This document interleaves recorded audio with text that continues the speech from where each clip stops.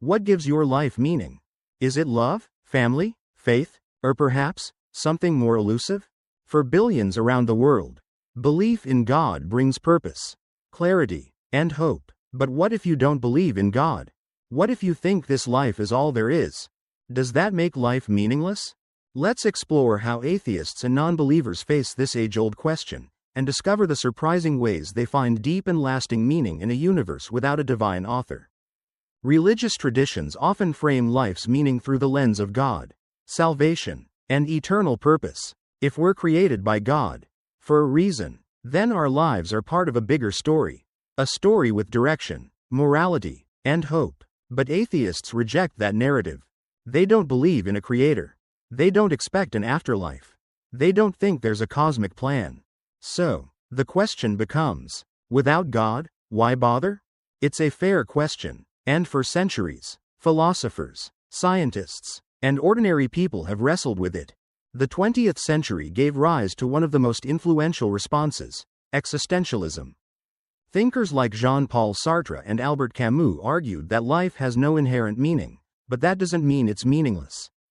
Camus famously wrote about the myth of Sisyphus, a man condemned to roll a boulder uphill forever. A meaningless task, yet Camus claimed we must imagine Sisyphus happy. Why? Because, even in the absurdity of life, we have the power to choose how we respond. Sartre took it further. He declared, existence precedes essence. In simpler terms, we aren't born with a purpose, we create our purpose through our choices. Atheists who embrace existentialism often find meaning in freedom, authenticity, and human connection, not because it was handed to them by a higher power, but because they chose it. They made their own meaning. Another path is secular humanism. This worldview says, we don't need God to value life. Humans are capable of love, compassion, and reason on their own.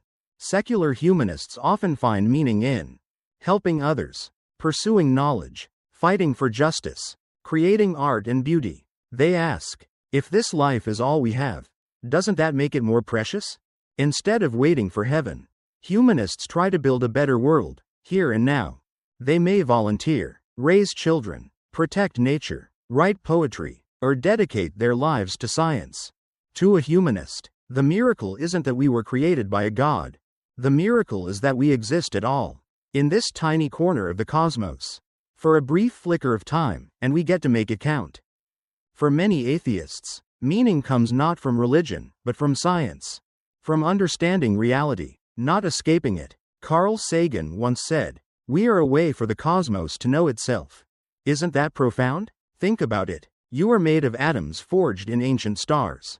You are part of an unbroken chain of life 4 billion years long. You are thinking, breathing stardust, marveling at the universe that gave you birth. That's enough to take your breath away. Many non-believers describe a deep sense of awe and reverence, not for a deity, but for the laws of nature, for evolution, for the vastness of space. This kind of meaning isn't personal or eternal, but it's real. It's grounded in wonder. Others find meaning in something much closer to home. Love, friendship, family, service. You don't have to believe in God to hold a dying parent's hand, to fall in love, to raise a child with kindness, to comfort a friend in grief.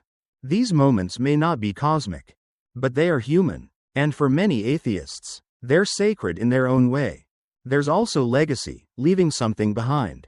A garden, a book, a memory, a smile. Even if life ends, meaning can echo. The poet Mary Oliver asked, tell me, what is it you plan to do with your one wild and precious life? That's a question believers and atheists alike must answer.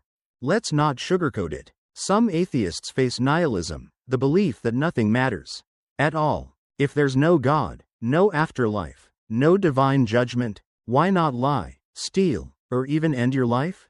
These are heavy, dangerous thoughts. But many atheists reject nihilism, not out of fear, but out of hope. They argue, just because life has no inherent meaning, doesn't mean we can't create real, powerful, subjective meaning. Viktor Frankl, a Jewish psychiatrist and Holocaust survivor, said, life is never made unbearable by circumstances, but only by lack of meaning.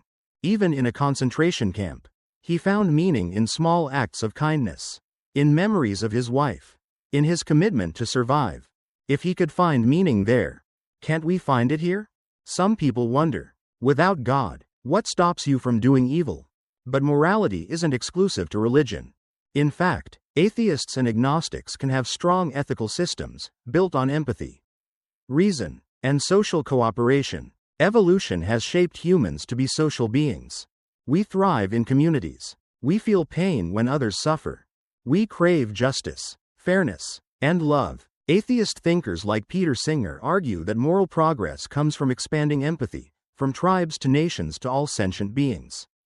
You don't need to believe in heaven to believe in human dignity. Now, let's be honest. As people of faith, we might disagree with atheists on some of these answers.